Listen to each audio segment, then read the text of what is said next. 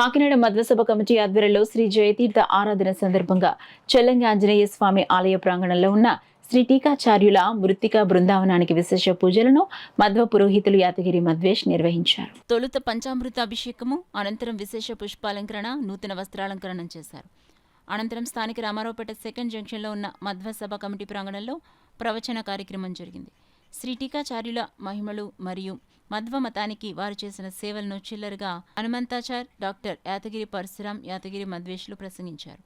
అలంకార బ్రాహ్మణ సేవ అనంతరం తీర్థ ప్రసాదాలను భక్తులు స్వీకరించారు.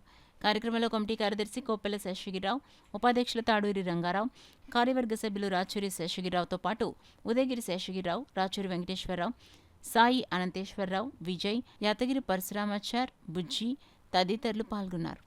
చేయించుకుంటూ ఉండగా నేను చేయించుకున్నాను. కరెక్ట్గా అప్పుడే చూసి ఎప్పుడు వచ్చావని అడిగారు.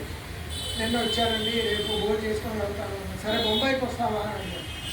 లేదండి, ఇక్కడే నాకు ఊళ్ళో పనులు ఉంటాయి, మా వాళ్ళందరూ నన్ను ఎక్కడికి పంపట్లేదు కాకినాడ వాళ్ళు అన్నారు.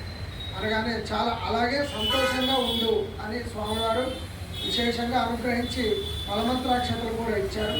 అది అందరికీ కూడా వీలైనప్పుడు అందిస్తూ వస్తున్నాను. అందరికీ కూడా తప్పకుండా అందిస్తాను. ఇలా మాట్లాడుతూ ఉండగా అంటే పొద్దున్న నుంచి రాత్రి వరకు అంటే ఉదయం 5:30 గంటలకి తప్త ముద్రాధారణ ప్రారంభించారు మహాస్వామి వారు.